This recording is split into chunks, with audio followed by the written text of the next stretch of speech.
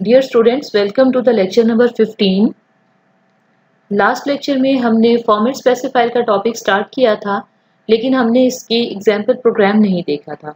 तो अभी हम इसका प्रॉपर यूजेज देखेंगे कि फॉर्मेट स्पेसिफायर्स हम कैसे यूज़ कर सकते हैं। जैसा मैंने एक्सप्लेन किया था कि %d डेसिमल इंटीजर के लिए है, %i इंटीजर के लिए, %ld long decimal integer, %f floating point decimal notation के साथ, जैसे 1.25 हम लिखते हैं या 234.789, और %e floating point with exponential notation, जैसे अगर आपने 1.25 इंटू 10⁻³ अगर आपने लिखना है तो ये आपके पास जो 10⁻³ है उसकी जगह E3 लिखा हुआ आ जाएगा। और इस तरह से %c सिंगल कैरेक्टर को रिप्रेजेंट करने के लिए। अब हम बुक में दिया गया इसका जो एग्जाम्पल प्रोग्राम है इसको देख लेते हैं। ये वही बात जो ऊपर हमने डिस्कस की है वही दोबारा एक्सप्लेन की है कि आपके पास %d जो है डेसिमल इंटीजर के लिए है और इसी तरह LD जो है वो लॉन्ग इंटीजर के लिए है। अब हम प्रोग्राम नंबर फिगर 3.12 वाला प्रोग्राम देखते हैं। इस प्रोग्राम में आप देखें कि हमारे पास 4 टाइप के इंटीजर लिए हैं। सबको सब हमने इंटीजर ही डिक्लेयर किया है, कोई और हमने डाटा टाइप नहीं इसमें डिक्लेयर की। हम यूज़र से एक वैल्यू ले रहे हैं और उसको a में स्टोर कर रहे हैं। फिर a वेरिएबल को एज ए डेसिमल इंटीजर, यानी ये वेरिएबल हमने कंप्यूटर से कहा कि आप प्रिंट एफ स्टेटमेंट में इसको as a decimal integer consider करना है। दूसरी दफ़ा हमने एक और वैल्यू ली यूज़र से, वो भी स्कैनएफ करवाई यानी इनपुट ली और उसे b में स्टोर किया। ये भी इंटीजर ही थी, लेकिन इसमें हमने ये कंपाइलर को इंस्ट्रक्शन दी कि इसे इंटीजर के तौर पे लेना है, डेसिमल इंटीजर के तौर पे नहीं लेना। इस तरह हमारे पास थर्ड वैल्यू हमने इनपुट करवाई हेक्साडेसिमल में। हमने यूज़र से जो वैल्यू ली वो इंटीजर ही थी और हमने उससे यहाँ पर तो हम हर सूरत स्कैनएफ में देखें कि हम %d भी यूज़ कर सकते हैं और %i भी यूज़ कर सकते हैं। स्कैनएफ में हम इसके अलावा कोई और सिंबल नहीं यूज़ कर सकते, %f नहीं यूज़ कर सकते क्योंकि हमने इंटीजर इनको डिक्लेयर किया है। तो हम %d और %i के अलावा स्कैनएफ में तो हमारे पास कोई चॉइस नहीं है। प्रिंट एफ में हम अलबत्ता इसके साथ एक्सपेरिमेंटेशन कर सकते हैं कि इसके अगर हम फॉर्मेट स्पेसिफायर चेंज करके देखें। अब यहाँ पर एज ए हेक्साडेसिमल c की वैल्यू आएगी तो हमें इसके पहले से 0x राइट करना पड़ेगा। इसी तरह नेक्स्ट में हम देख रहे हैं कि हम एक ऑक्टल वैल्यू जो है वो ले रहे हैं। ऑक्टल आपको पता है जिसकी बेस जो है वो 8 होती है। ऑक्टल की बेस 8 होती है, इसलिए हम उसको जब इनपुट करेंगे तो उससे पहले हम 0 जो है वो एक राइट कर देंगे। तो ये रिप्रेजेंट करेगा कि हम जो वैल्यू दे रहे हैं इस वेरिएबल d में वो ऑक्टल है। अब हम इस प्रोग्राम को एग्जीक्यूट करके देखते हैं, कंपाइल करते हैं और फिर एग्जीक्यूट करते हैं। तो देखिए हमने वैल्यू जो है वो डेसिमल में एंटर करनी है। हम साथ साथ अपने प्रोग्राम के कोड को भी देखेंगे। Enter the value of a and b, ये हमने इसमें कोई चेंज हमने नहीं करना। जैसे हम वैल्यू देंगे वो %d और %i के साथ प्रिंट हो जाएगी। पहले हम 9 दे देते हैं, दूसरी दफ़ा लेट्स से कि हम 18 दे देते हैं। ये वैल्यूज एज इट इज़ आ जाएंगी। अब हमने नेक्स्ट वैल्यू देनी है हेक्साडेसिमल फॉर्मेट में।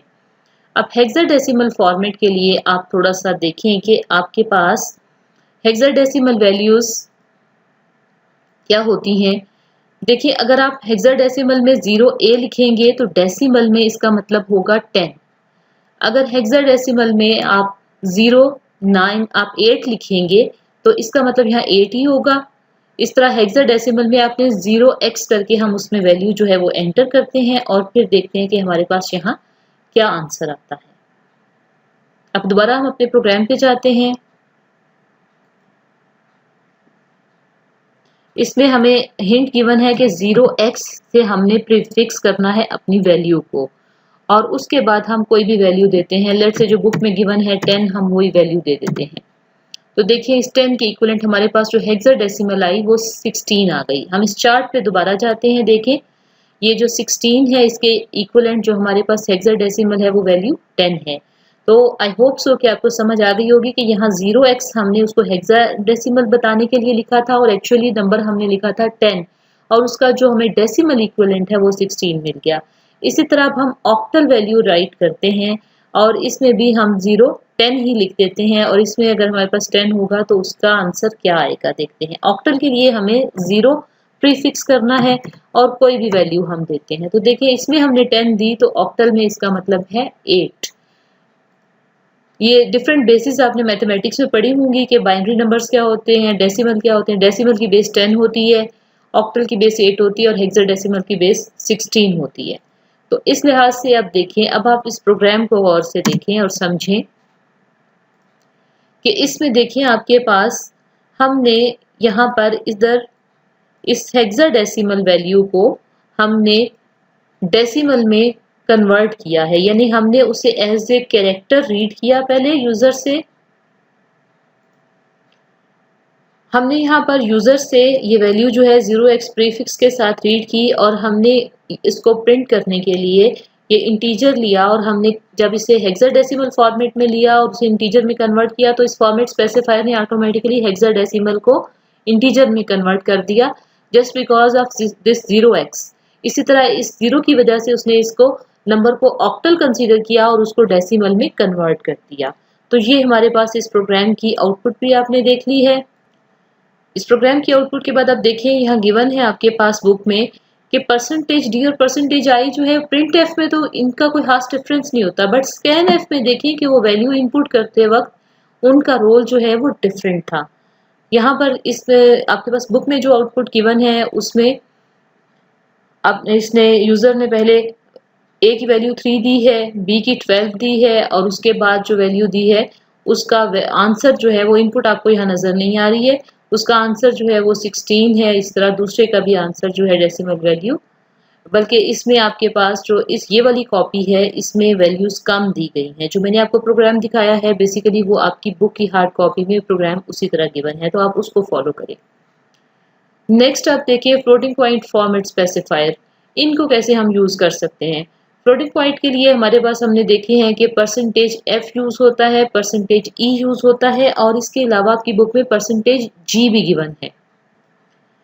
ये वाला पार्ट हम अगेन बुक से अपनी जो हार्ड कॉपी है उससे फॉलो करेंगे। इसमें देखिए %f, %e and %g। f floating point के लिए यूज होता है और आपके पास e जो है वो एक्सपोनेंशियल में उसको रिप्रेजेंट करने के लिए यूज होता है और उसके अलावा g जो है it print the floating point number in decimal और exponential notation whichever is shorter. इन दोनों में से जो शॉर्टर होगी, जो कम होगी, उसके लिहाज से उसे प्रिंट करेगा। ये भी आपके पास बुक में जो प्रोग्राम गिवन है हार्ड कॉपी में उसमें ये 3.14 फिगर बन रहा है। जो मेरे पास PDF में है उसमें ये थोड़ा सा डिफरेंट है, प्रोग्राम 2 वेरिएबल्स के साथ है। तो मैं आपकी बुक की हार्ड कॉपी वाला जो वर्जन है उसको फॉलो कर रही हूँ। तो हम इसमें जो प्रोग्राम गिवन है हमारे पास 3.14 हम इसको देखते हैं। तो प्रोग्राम 3.14 में देखें कि हमारे पास 3 वेरिएबल, तीनों हमने फ्लोट टाइप के लिए, तीनों में डिफरेंट वैल्यूज रखी 3.55, 144.36 और इस तरह 1234.22 और अब हमने इनको 3 डिफरेंट फॉर्मेट स्पेसिफायर से प्रिंट किया है। तो देखें कि अब इसको हम रन करके देखते हैं कि हमारे पास इसका क्या आंसर आता है। इसको हम कंपाइल करते हैं और फिर हम इसको एग्जीक्यूट करते हैं। रन किया हमने इसको, देखिए इसका अपने साथ साथ हम कोड को भी सामने ही रखेंगे ताकि हमें पता चले कि हमने क्या प्रिंट करना था। 3.55 एज इट इज प्रिंट हो गया है। ये इसके डेसिमल प्लेसेस हैं कि ये कितने डेसिमल प्लेसेस तक प्रिसीजन लेता है। 144.36 देखें, ये आपके पास अब एक्सपोनेंट में, क्योंकि आपने यहाँ %e किया है तो ये आपको पता है साइंटिफिक नोटेशन में पॉइंट जो है वो फर्स्ट डिजिट के बाद मूव हो जाता है और इंटू 10 रेज़ टू पावर जितनी भी आपके पास इधर डिजिट्स आती हैं, जितने डिजिट पॉइंट मूव होता है उतना 10 रेज़ टू पावर हो जाता है। ये 2 डिजिट मूव हुआ है तो 10 रेज़ टू पावर 2 आएगा। तो यहाँ पर देखें कि आपके पास 1.44 एक्सपोनेंट और ये प्लस है पॉजिटिव आपके पास पावर के लिए कि 10 रेज़ टू पावर 2 है, ये प्लस है। अगर 10 रेज़ टू पावर -2 होता है, यानी अगर आपके पास यही नंबर 0.00144 होता तो ये आपकी पावर नेगेटिव हो जाती। इसी तरीके से तीसरी वैल्यू देखें, z के अंदर इसको g में प्रिंट किया गया है कि वही वैल्यू इनमें से जो शॉर्टर वैल्यू है, जो शॉर्टर वर्जन है वो प्रिंट हो जाएगा। इस प्रोग्राम को हम थोड़ा सा मॉडिफाई करके देखते हैं, क्योंकि ये तीनों वैल्यूज डिफरेंट है तो हमें शायद इतना ज़्यादा क्लियर इसका फ़र्क नहीं होगा। हम तीनों में एक ही वैल्यू देकर फिर चेक करते हैं कि हमारे प्रोग्राम का क्या बिहेवियर होता है। अब देखिए तीनों वेरिएबल्स में मैंने एक ही वैल्यू सेट कर दी है 0.0035। मैं आपको नेगेटिव पावर भी इसमें दिखाना चाहती हूँ और इसकी नोटेशंस भी दिखाना चाहती हूँ ये किस तरह प्रिंट करते हैं। अब इसको कंपाइल करके हम रन करते हैं तो आउटपुट देखें हमारे पास क्या आ रही है। अब वैल्यूज को कंपेयर करें। पहली वैल्यू आपकी इसमें 2 जीरो एक्स्ट्रा लग गए हैं क्योंकि ये आपके पास 1 2 3 4 5 6 डिजिट तक आपको नंबर देगा पॉइंट के इसके बाद, यानी 6 डिजिट प्रिसीजन की बात हो रही है। इस तरह से आपके पास ये 3.5 और ये एक्सपोनेंशियल नोटेशन में 10⁻³ है। और इन दोनों में से जो शॉर्टर फॉर्म है वो ये वाली है, तो जी ने ये प्रिंट किया है। अब मैं आपको इसमें थोड़ा सा और चेंज करके दिखाती हूँ कि अगर लेट्स से कि मैं इसको इन तीनों वैल्यूज को थोड़ा और मॉडिफाई कर देती हूँ। आपने अपने प्रोग्राम्स में इस तरह चेंजेस करके ज़रूर देखने हैं, अदरवाइज आपको कॉन्सेप्ट कभी भी क्लियर नहीं होगा कि एक्चुअली इन चीज़ों में डिफरेंस क्या है। तो यहाँ जितना पॉसिबल हो सकता है मैं आपको वो चीज़ें परफॉर्म करके दिखा देती हूँ। तो ये देखिए इसने क्या किया है, जहाँ %f था पहली वैल्यू %f में इसने इसको राउंड करके 4 कर दिया है क्योंकि ये मैक्सिमम 6 डिजिट तक ही जा सकता है, ये 7 पे नहीं जाएगा। यहाँ पर 3.5 है, पहले उसको इन दोनों में से शॉर्टर जो है पिछले वाले हमारे आंसर में उसने ये नोटेशन फॉलो की थी %f वाली, लेकिन अब ये हमारी वैल्यू थोड़ी लेंथी हो गई है ना, तो शॉर्टर नोटेशन ये एक्सपोनेंशियल वाली है। अब %g ने इस नोटेशन को फॉलो किया है। तो आई होप सो कि अब आपको इसका डिफरेंस बहुत अच्छे तरीके से क्लियर होगा कि ये तीनों फॉर्मेट स्पेसिफायर्स जो हैं वो एक दूसरे से मुख्तलिफ कैसे हैं। इसके बाद जो हमारे पास नेक्स्ट टॉपिक फॉर्मेट स्पेसिफायर में जो लास्ट है वो %c है। The character format specifier %c is used to read और प्रिंट द सिंगल कैरेक्टर। ये आस्की वाले प्रोग्राम में आप देख चुके हैं। यहाँ हम थोड़ी सी डिफरेंट एग्जांपल देख रहे हैं जो बुक में हमें गिवन है। बुक में हमारे पास दो हमने कैरेक्टर वेरिएबल ch1 और ch2 डिक्लेयर कर लिए और पहले हमने enter 2 character separated by comma. हमने यूजर को बताया कि दो अपने कैरेक्टर्स देने हैं बट उनको कॉमा से सेपरेट करना है क्योंकि हम एक स्कैन ऑफ स्टेटमेंट में 2 दफ़ा %c यूज कर रहे हैं और दो वेरिएबल %ch1 %ch2 जो है वो गेट कर रहे हैं, इनपुट कर रहे हैं। और उसके बाद the type characters are %c and %c। ये बेसिकली प्रिंट स्टेटमेंट में जैसे %d था कि वो एक प्लेस होल्डर डिफाइन कर देता है, उस प्लेस को पहले वाले को ये ch1 फिल कर देगा और दूसरे वाले को ये ch2 फिल कर देगा। तो ये बिल्कुल उसी तरीके से हमारे पास दो प्लेस होल्डर आ जाएंगे और वो दोनों वेरिएबल हमें शो कर देगा। सपोज हम a और b प्रेस करते हैं तो वो a और b हमें शो कर देगा। तो ये सिंगल कैरेक्टर इनपुट होगी। यहाँ पर a और b की एग्जाम्पल गिवन है। हम इस प्रोग्राम को भी रन करके देख ले। फिगर नंबर 3.16 वाला प्रोग्राम, कैरेक्टर ch1 लिया और हमने यूजर को एक स्ट्रिंग डिस्प्ले कर दी। अब इसको हम एग्जीक्यूट करके देखते हैं। कंपाइल किया और रन किया। अब देखते हैं हमने दो कैरेक्टर्स देते हैं। लेट्स से कि हम p कॉमा कोई और वैल्यू लेट्स से देते हैं w। एंटर करें तो देखें the typed characters are p and w और यहाँ पर एक स्पेस भी है आपके पास। ये छोटी छोटी चीज़ें जो फॉर्मेटिंग में आपको बहुत क्लियरली ऑब्जर्व कर सकते हैं कि कहीं पर भी आप एक्स्ट्रा स्पेस देंगे वो भी रिफ्लेक्ट होगी। बहरहाल यहाँ पर हमारा टॉपिक है, हम दो कैरेक्टर्स जो हैं हमने यूजर से गेट किए हैं और उनको एज इट इज प्रिंट करवा दिया है। और यही कैरेक्टर आपने देखा है कि आप गेट ch से भी गेट कर सकते हैं, गेट ch से भी कर सकते हैं और गेट कैरेक्टर से भी कर सकते हैं। इसके बाद हमारा नेक्स्ट टॉपिक है एस्केप सीक्वेंसेस। बहुत ही इंटरेस्टिंग टॉपिक है। आप इसकी हेल्प से अपने प्रोग्राम की फॉर्मेटिंग को बहुत अच्छे तरीके से मैनेज कर सकते हैं। ये स्पेशल कैरेक्टर्स हैं। All these escape sequences are followed by /। पहले भी जब एस्केप सीक्वेंसेस का जिक्र हुआ था तो मैंने आपको बताया था कि इनके नाम से ही जाहिर है कि ये एक सीक्वेंस को एस्केप करने के लिए, यानी आप रूटीन में आपने एक स्ट्रिंग राइट की है printf में और आप उसमें कोई अपनी मर्जी की का चेंज चाहते हैं, उसके लिए आपके पास एक स्पेसिफिक आपके पास मीनिंगफुल सिंबल्स मौजूद हैं। उनमें से चंद एक सिंबल्स आपको यहाँ पर दिखाई गई हैं। इसके अलावा भी सिंबल्स मौजूद हैं। बैकस्लैश a रिप्रेजेंट करता है बीप अलर्ट को। इसको अलर्ट साउंड कहते हैं, अलर्ट बेल भी कहते हैं या बीप अलर्ट, ये सारे वर्ड यूज होते हैं बेसिकली ये जब आप यूज करेंगे प्रिंटफ स्टेटमेंट में तो आपके कंप्यूटर में एक बीप की साउंड आएगी। इसी तरह से आपके पास %b जो है ये बेसिकली बैकवर्ड कर्सर को मूव करता है। और आपको पता है जब कर्सर बैकवर्ड बेसिकली सिर्फ मूव नहीं होता बल्कि ये बैक स्पेस को यूज करने के लिए कि अगर आप इस डायरेक्शन में बैक स्पेस प्रेस करना चाहते हैं, कोई कैरेक्टर डिलीट करना चाह रहे हैं, अगर आप यहाँ पे कर्सर रख के इधर मूव करेंगे तो ये n जो है ये रिमूव हो जाएगा। तो इस पर्पस के लिए आपके पास \b यूज होता है। \n जो है वो न्यू लाइन या नेक्स्ट लाइन पे जाने के लिए यूज होता है। \r आपको जिस लाइन पर आप मौजूद हैं उसी की बिगनिंग पे ले जाता है। बेसिकली \r इस पर कैरेज रिटर्न, जैसे हम एंटर की प्रेस करते हैं उसके इक्विवेलेंट ये होता है। उसके बाद इसी तरह ये सारे एस्केप सीक्वेंसेस हमारे पास और भी प्रोग्रामिंग में बहुत सी जगह पर यूज होते हैं। अगर हम यूजर से कोई इंफॉर्मेशन गेट करना चाह रहे हैं, हम कोई कहीं कंडीशन लगाना चाह रहे हैं कि जब तक यूजर एंटर की प्रेस ना करे तब तक ये फंक्शन परफॉर्म नहीं करना, ये टास्क परफॉर्म नहीं करना, तो वहां पर हम कंपैरिजन के लिए एंटर की के इक्विवेलेंट क्या चीज लेंगे, तो हम कंपैरिजन में लेंगे \r कि जब तक वो यूजर जब एंटर की प्रेस करेगा तो जो वैल्यू रिटर्न होगी कंप्यूटर के पास, कंपाइलर के पास, वो \r होगी।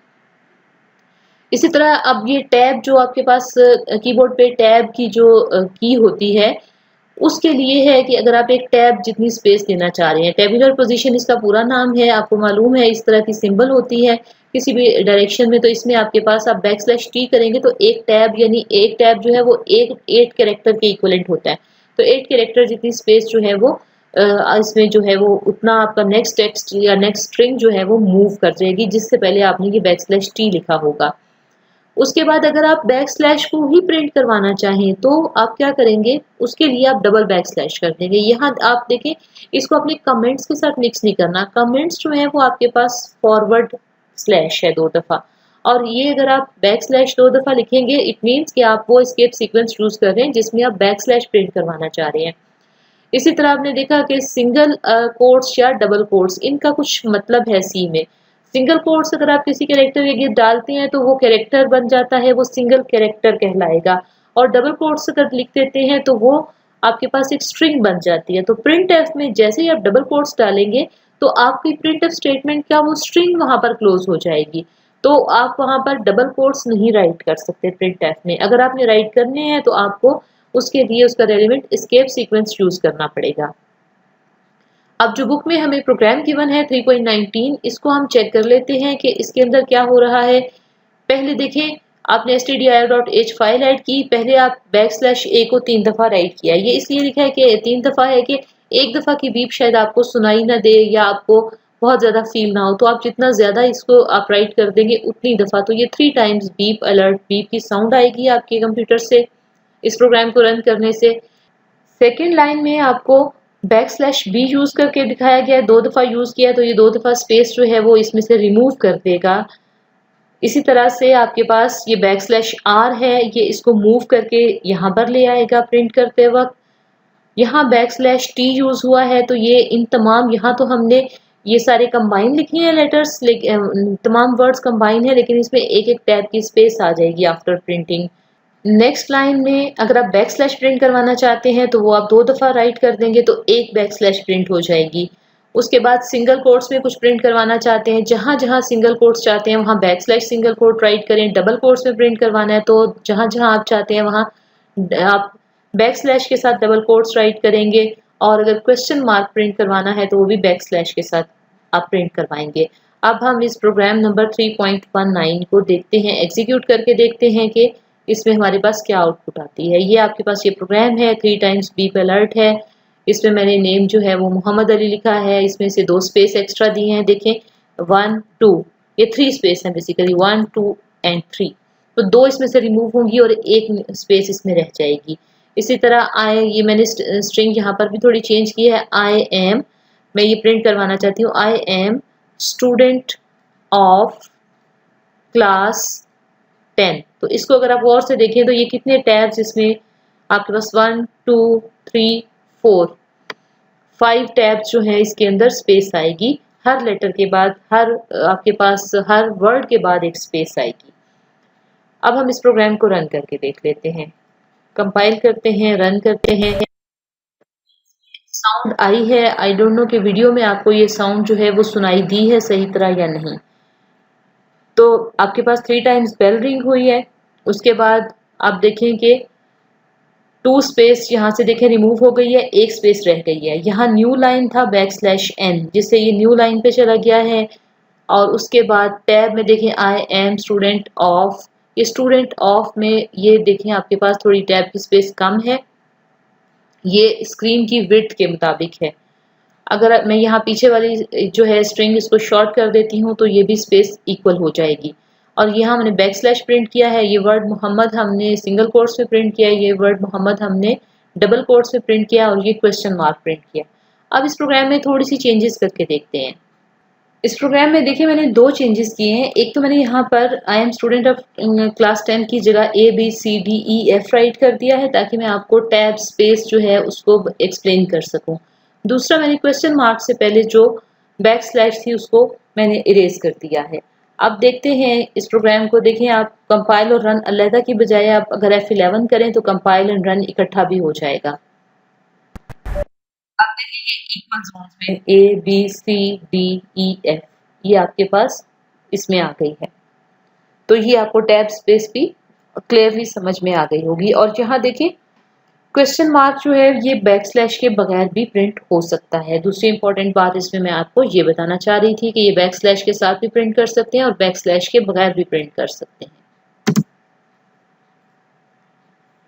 इस प्रोग्राम के बाद जो हमारे पास नेक्स्ट टॉपिक है वो है ऑपरेटर्स ऑफ सी लैंग्वेज। ये थोड़ा सा लेंथी टॉपिक है, आज के इस लेक्चर में हम इसको कंप्लीट नहीं कर सकेंगे, लेकिन हम इसको स्टार्ट कर लेते हैं और कुछ ऑपरेटर्स हम इस लेक्चर में देखेंगे और कुछ ऑपरेटर्स जो रह जाएंगे वो हम नेक्स्ट लेक्चर में देखेंगे।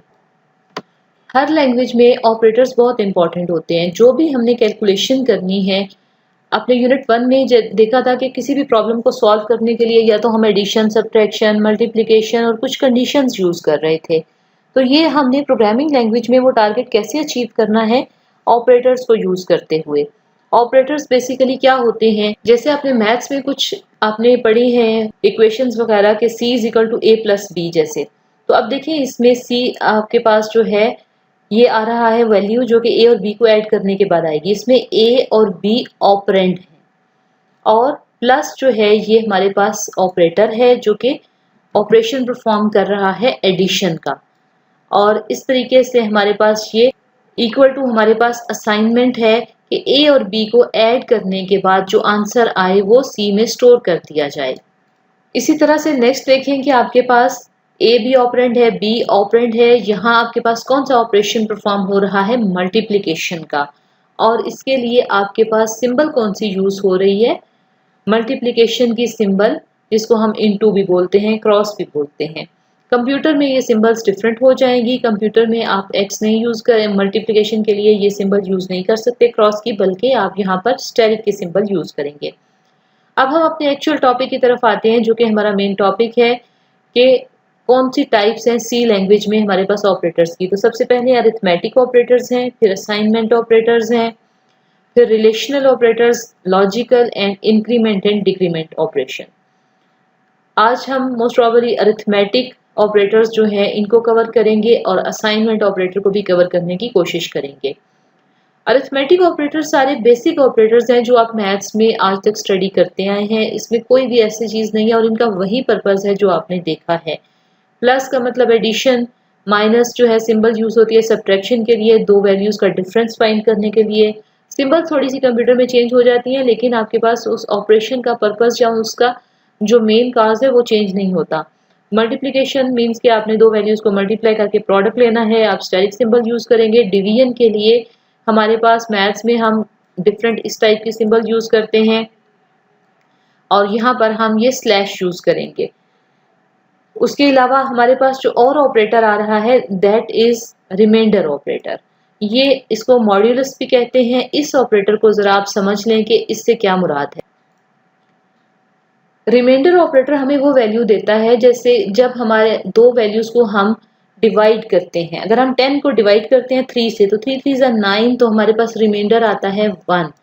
यानी अगर तो ये वैल्यू हमारी अगर यहाँ 9 होता तो 3 3 9, रिमाइंडर 0 आ जाता। यानी पूरा पूरा डिवाइड हो जाए तो हमारी रिमाइंडर 0 आता है और अगर कोई वैल्यू पूरी डिवाइड ना हो तो वो वैल्यू जो बच जाती है, अगर हमने उसको फर्दर मल्टीप्लाई नहीं करना, फर्दर डिवाइड नहीं करना, प्रोसेस नहीं करना, तो फिर हम उसको एज इट इज ले लेते हैं, that is known as reminder.